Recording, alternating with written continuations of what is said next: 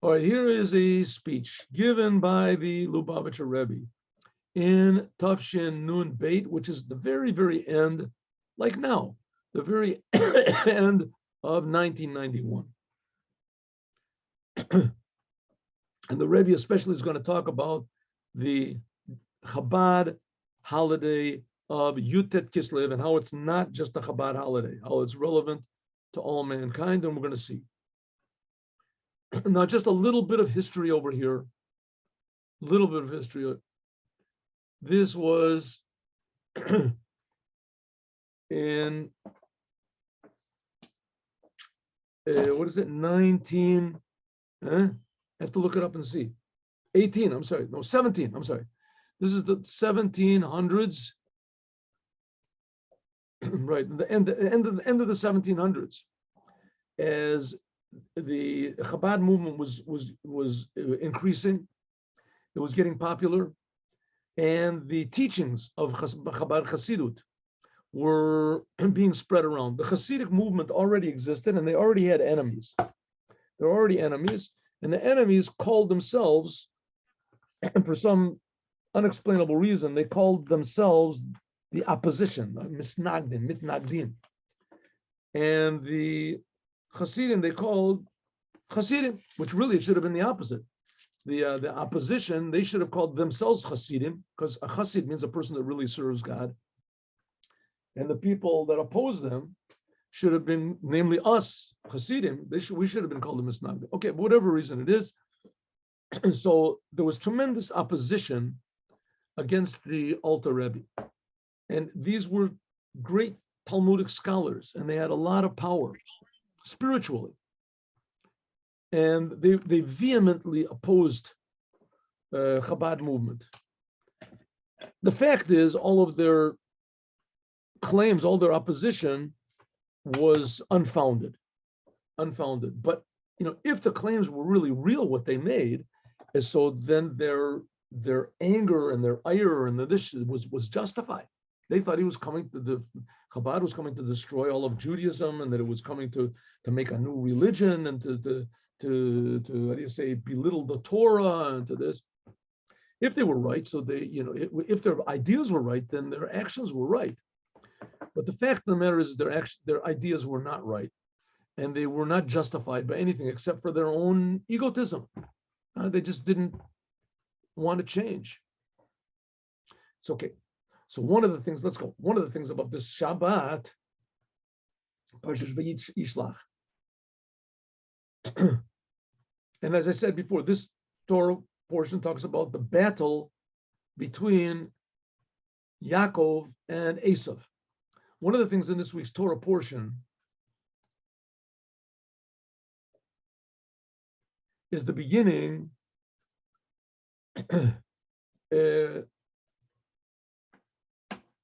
It begins the day before Shabbat, on Friday. Then you're supposed to, says on Friday, right before Shabbat, you're supposed to taste the food of Shabbat.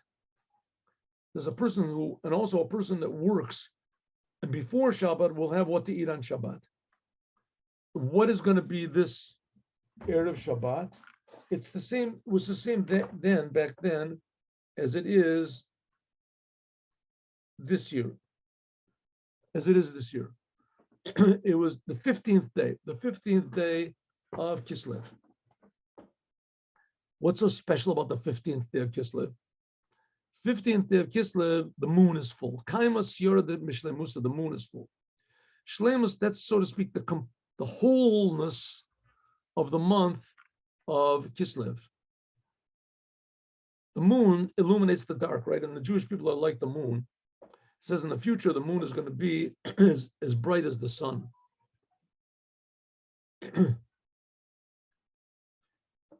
So the fullness of this month of Kislev is on Friday, this coming Friday. And this wholeness, it continues of Motzei Shabbat, which is going to be the 16th, and it comes to the third day of the week, which that's Yutet Kislev. Yutet Kislev is the holiday of the freedom freeing of the release of the first Rebbe of Chabad. Chag HaChagim, it's called the holiday of holidays. Rosh Hashanah, the how do you say, the New Year's Day, the birth of Torah Hasidut. Okay, again, just so that to put this thing in the proper context,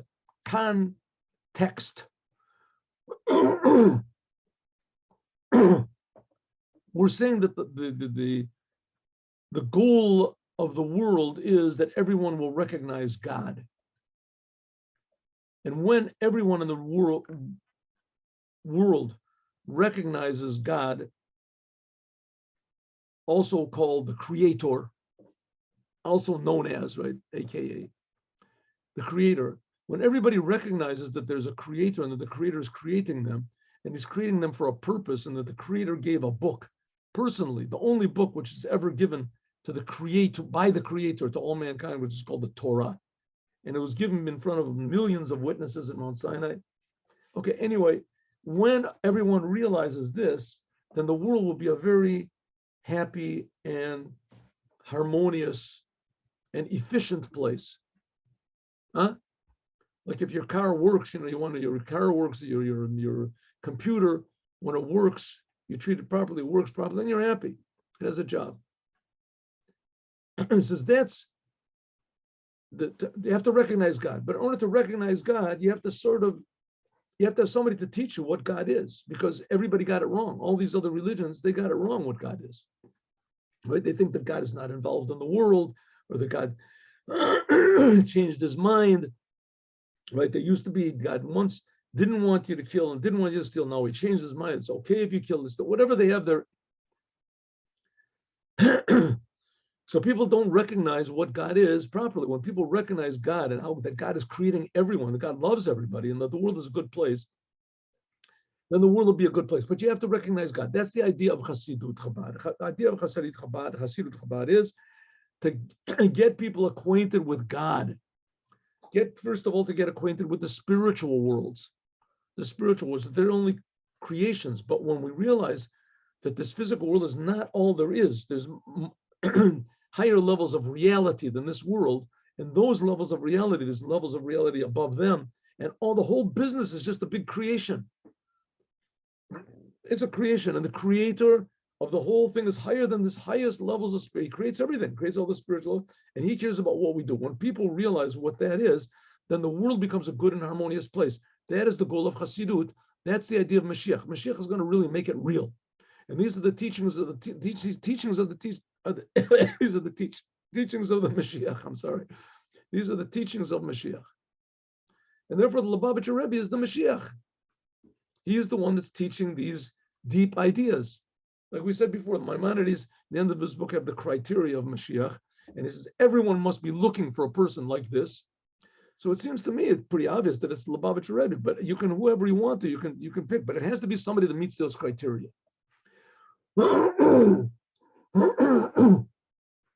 What difference does it make if he's the Mashiach? Mashiach as a person, his main thing is to change the world with intellect, to teach the world. That's what we're doing here. Okay. When did this whole Hasidut idea, when did it really burst forth and start to really spread around? That's when the first Rebbe of Chabad got out of prison. Because when he got out of prison, he took this as a sign that his imprisonment was because he was rocking the world. Maybe the world was not ready to bring to accept Mashiach, and therefore he was imprisoned. Right? Everything that happens from God. And when he got out, he realized that was also a sign from God that the opposition was wrong and that they were, how do you say, impotent to stop Hasidut. Now all that remains to do is to spread out Hasidut, try to understand these ideas, at least a little bit. Mailam Yuchedet, that's especially, okay, so how this fits into time. Remember we learned last week about how special it is time, that the second Rebbe of Chabad, he was born and he passed away on the same date. The time was complete. Time is very important. So therefore, this is especially to Yutet Kislev. It came, the first time it happened, when was the first Rebbe of Chabad, when was he released? It was released on a Tuesday. and it comes out on Yom Shlishi, the third day of the week. And it comes out this year, and also back then when the Rebbe was giving this, our year now, right now, it also comes out Yutet Kislev, this day when the first Rebbe of Chabad was freed from prison, and that was the beginning of his spreading out of Chassidut in a big way. That was on Tuesday, just like this year. Kadiva Rabbeinu Zaken, like the rabbi said, Shaga'ula Yatabi Yom Yutet Kislev Yom Gimel. It was on the third day. The third day of the week is the day, if you look in the beginning of the creation, that's when God said it was good. He said twice, Kitov. I read in the book of Psalms, the Pasuk Para B'Shalom Nafshi, he read on the 55th Psalm. This was the day of the week. It was relevant to this sentence, right, in the 25th Psalm, right in the end, 55th Psalm, right in the end of it. So automatically, Chal, Yom Shabbat Kodesh, it was before that, it fell the same date as this year, the 16th day of Kislev. And Erev Shabbat was the 15th day of Kislev when the moon was full. Okay, what does he want all this from this? Since that everything that happens, how much more so something which is so important and general as Yotet Kislev, which is the beginning of teaching of Chassidut, which is the preparation for Moshiach. Since everything happens is directed by God and has a direct message for each one of us, everything that happens, and everything is very exact. It's a positive message to everybody. It's therefore it is logical to say that there's some sort of a connection between this, the fact that the 15th day is Friday, the 16th day is Shabbos, and Yutet Kislev falls on the third day of the week, just like it was when the Rebbe got out of prison. That's what it is this year.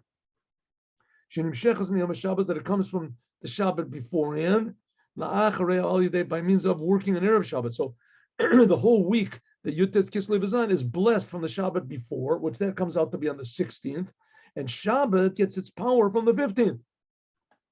Okay, what's all? We don't know what this means yet. And on the 15th, that's when the moon is full, like we're going to explain. Okay, what is the significance of all these things? Right, everything in the world has significance. Hashem will answer this question. How long? Okay, everything that there is in the world that has significance, but we have to figure what it is. Huh? We have to figure out what the there are certain things which are forbidden to learn significance from. Popular things, right? A black cat crossed my path. I walked underneath a ladder. Bad luck. For certain, there is deep Kabbalistic meaning to everything that happens, including the black cat and others, but not the interpretations that are made improperly. Right? Improperly. It's not. Everything should be positive to make us more happy and positive in life. Everything. Dreams, etc. Everything. Dreams go after their interpretation. How much more the Rebbe says that reality goes after the interpretation. There's a positive message in everything. So there must be a positive message here in the fact that Yutet Kislev falls out this year as it was when Rebbe spoke 30 years ago. 32 years ago. They fell out on the same date, let's say day of the week, that it was when the first Rebbe of Chabad got out, and that was preceded by the Shabbat fell on the 16th, and the day before Shabbat was the 15th. What's this got to do with anything? Let's see. This holiday of Yutet Kislev, which is called the holiday of holidays, because it's talking about Moshiach, right? That's the Moshiach's holiday. It's different from all the other holidays. Pesach and Sukkot were set on the 15th day of the month. Pesach is on the 15th of Nisan, and Sukkot is on the 15th, when the moon is full. That's when the moon is full, B'Shleimuta. Shavuot, the holiday of Shavuot, when the Torah was given. So in addition to the fact that it says,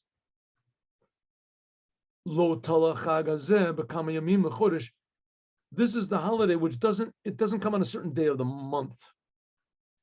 Only on the 15th day of the Omer, right? It doesn't say that on the 6th day of Sivan you have to make a holiday. There's no holiday on the 6th day of Sivan. The holiday is 50 days after Passover. You make a holiday. The Rebbe even has a speech about this, that if you go over the international date line and you miss a day, so it could be that you'll Spirit the Omer, the holiday of Shavuot will be a different day than the day when the Torah was given. Could be.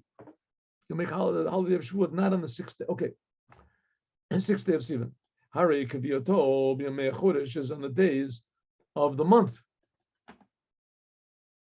Sometimes it'll be on the 5th, sometimes it'll be the 6th, sometimes it can even be on the 7th.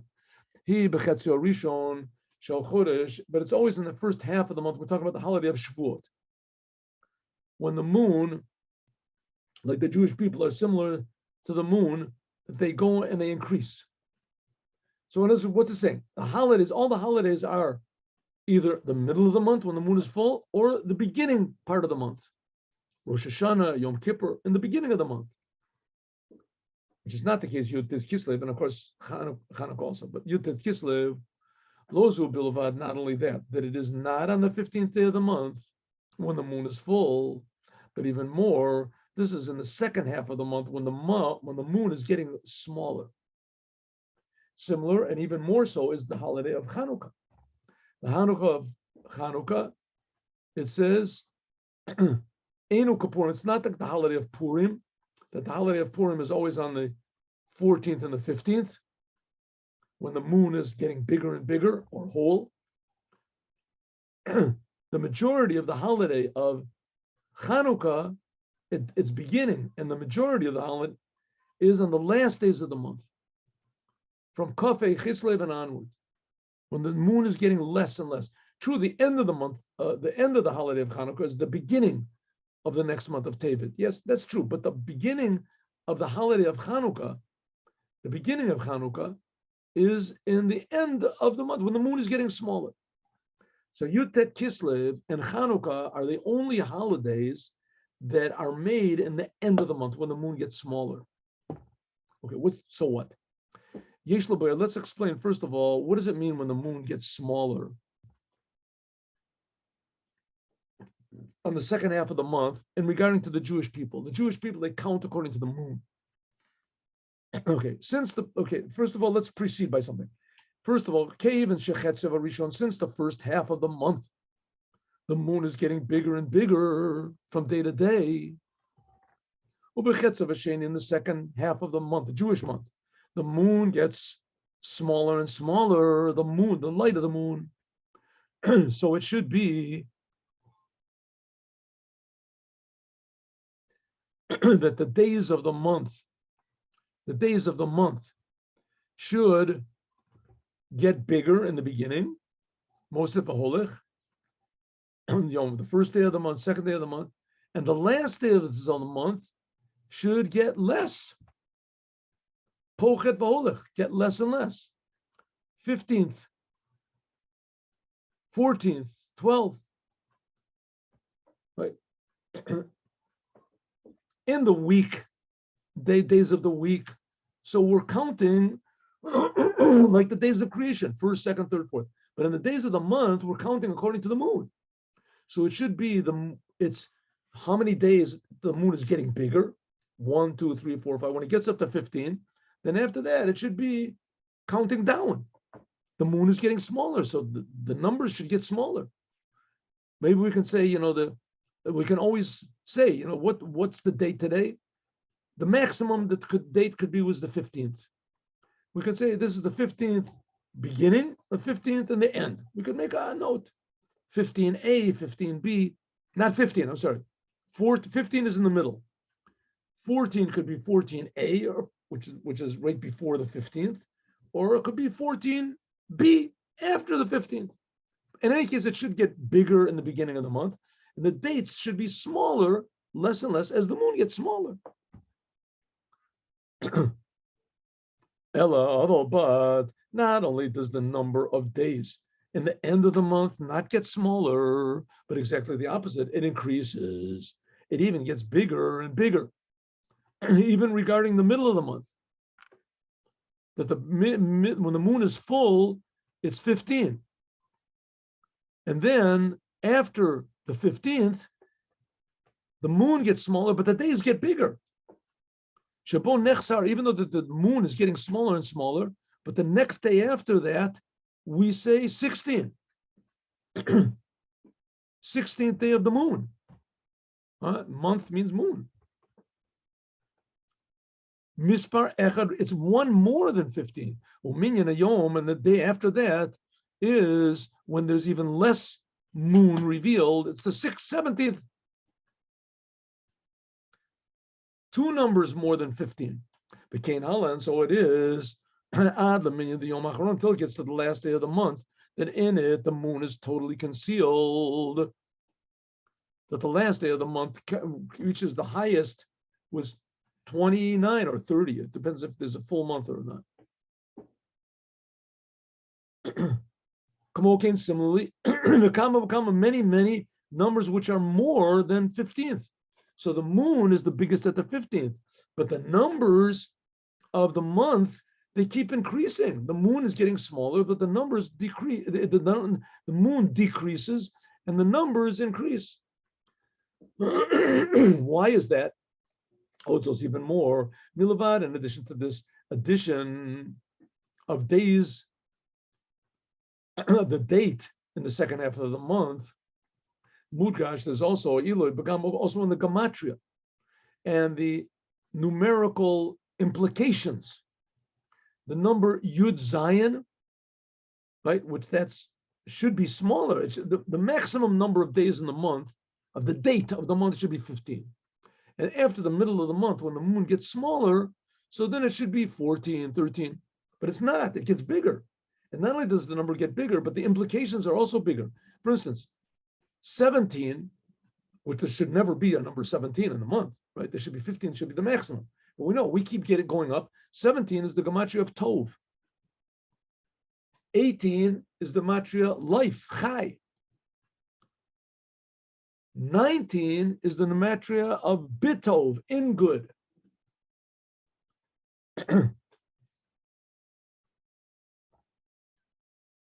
Bitov, that's the numerical value of, and then there's 20. 20 is Yud filled up. Yud, Vav, Dalet. Yud is 10, Vav is 6, Dalet is 4. 20 filled up. 21 is Ach Tov L'Yisrael. 22 is B'cha, in you, Barech Yisrael. The Jewish people are blessed because they're the people of God. B'cha, in you. Mispar Kov Gimel, 23. This is Tuvo, in God's good, His good. 24. This is Kad, Shimshotayach. Kad means like a vessel for godliness. 25, that's 24. 25 is Kotavorchut ben Israel. So you should bless the Jewish people. Kavav, 26, that's the number of God's name. 27, that's the number of purity, Zach. Kav Ches is power, Koach. Kav Tes, the days of the month, Shloshim Malay is finished. That's the days of the month. 30 is when there's a full month. If so, the numbers, the implications get better and better and bigger and bigger. Why? The moon is getting smaller.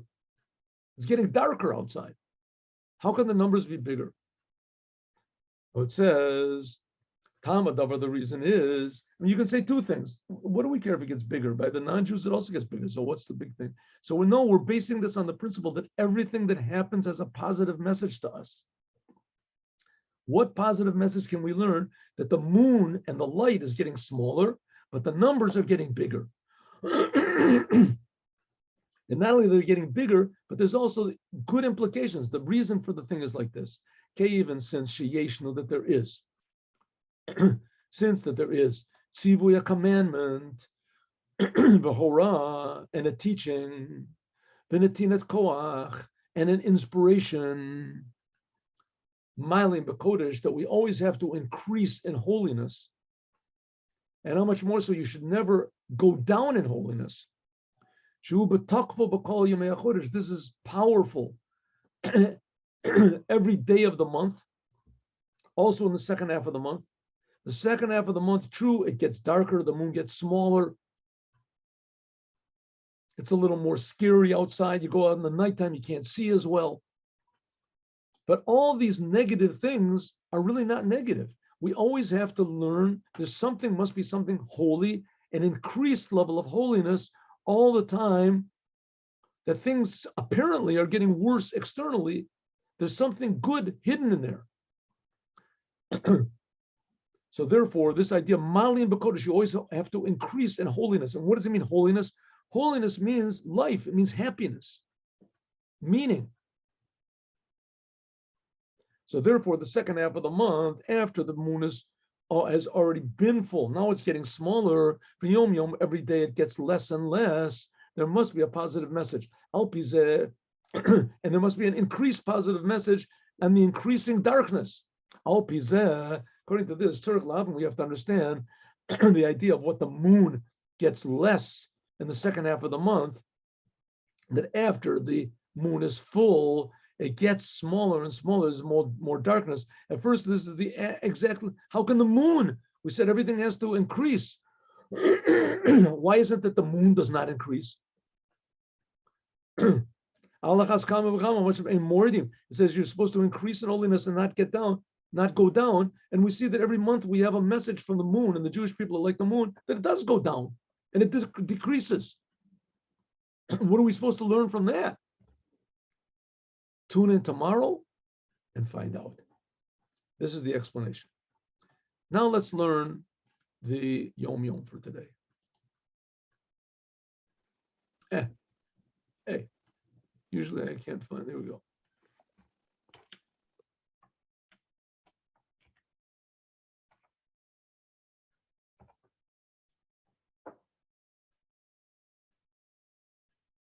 No. What happened? Oh, I know. I made a mistake. Made a big mistake. I have to change it to English.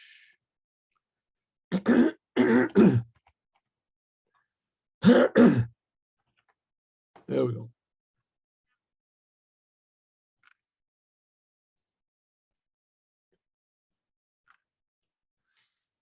On this day, in 1826, the 10th day of Kislev, the second Rebbe of Chabad, the Mittler Rebbe, was released from his imprisonment in the city of Vitebsk.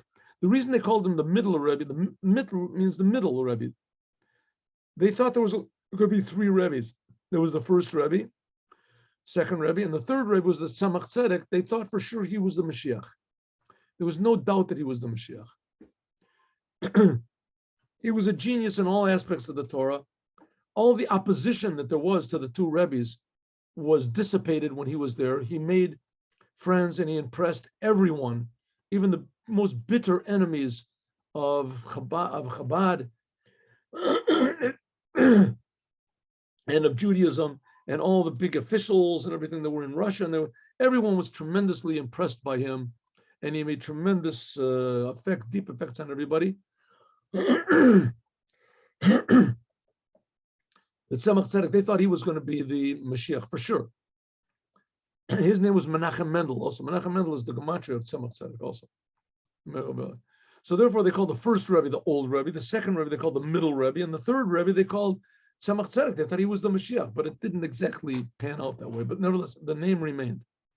During the preceding Chol HaMoed, Sukkot, it became known that the second Rebbe had been slandered.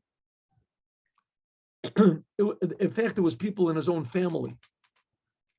That they were jealous of him. It's a whole terrible story. Anyway, so they had big connections by the Tsar, and they forged papers saying that the Rebbe was sending like millions of dollars, whatever, to the Sultan of Turkey to make a rebellion to fight against the Russians, and there was a whole big war battle there.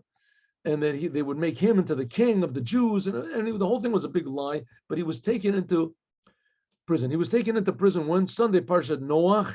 He left Lubavitcher accompanied by officers. At noon, he arrived in a place called Dob Rom Misil, where he said a mimer. On Monday, he left there, went to the last day. You have to understand, that he was already respected, tremendously respected by the Russian government, because the first Rebbe of Chabad, his father, actively participated in defeating Napoleon. Chabad, we'll talk about that later, but it's very interesting that all of the great leaders of Judaism were in favor of Napoleon. Napoleon was very, very, how do you say, flattering to Jews and to Judaism. And he said that he would release all the Jews from their ghettos, which in fact he did. And that he even said that he would make a Sanhedrin. 500 Jews would make a judicial court, and all the Jews would go back to Israel. He wanted to make bring the Jews to Israel. And all of the great leaders of Judaism were in favor of him. They said he likes us, he'll help us build synagogues, places of learning.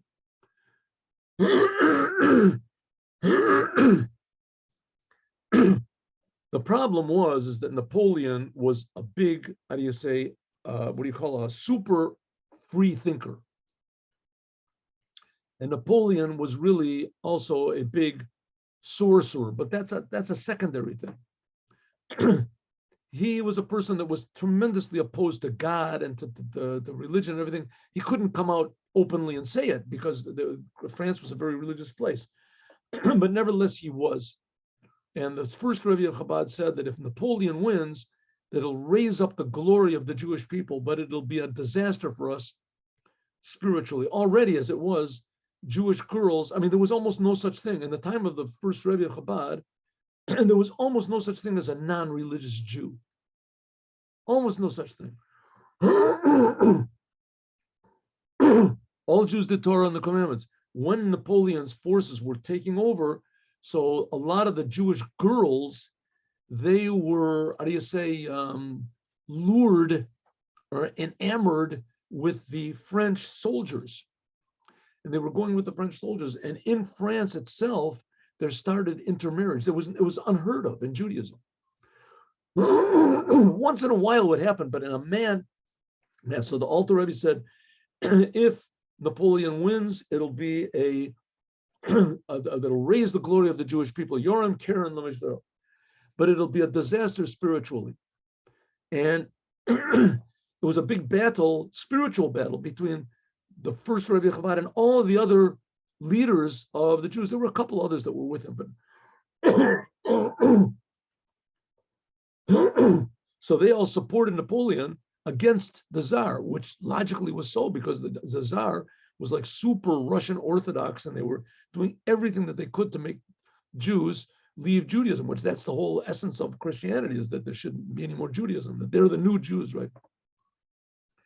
Nevertheless, so obviously everybody was against the church, and they figured Napoleon's going to come and everything will be free. No, it'll be free. There won't be any, especially he's going to fight against the church. That's good, But the Alter Rebbe said, no, he's going to fight against all feeling of God. Any interpretation of God is better than denying God totally. That's what the Alter Rebbe said. Everybody disagreed with him, but in the end, the Alter Rebbe won. He even sent spies to spy, and they gave information to the Tsar that told him where certain caches of armament were of Napoleon. However, it was, the second Rebbe of Chabad was slandered. The charges were accepted, they were believed, but he was put in much better conditions than the first Rebbe of Chabad. The charges were much more severe. Excuse me. Anyway, finally, he was imprisoned until the Sunday of this week's Torah portion, like now, the 10th of Kislev, exactly like now. He was released today, and this day, it was Sunday, and it was today, this day. That was when he was released. Big holiday on Chabad. Have a good day with Moshiach now. God willing, we'll meet again today at 3 o'clock. Anyone who wants to, with a Sicha of the Rebbe. And I'll also put up last year's Chumash Shir, Chumash class with Meforshim. Shalom Avracha, Chag Sameach, everybody. Have a happy holiday. We need Moshiach now. Yechia Melech. Long live the King, the Rebbe.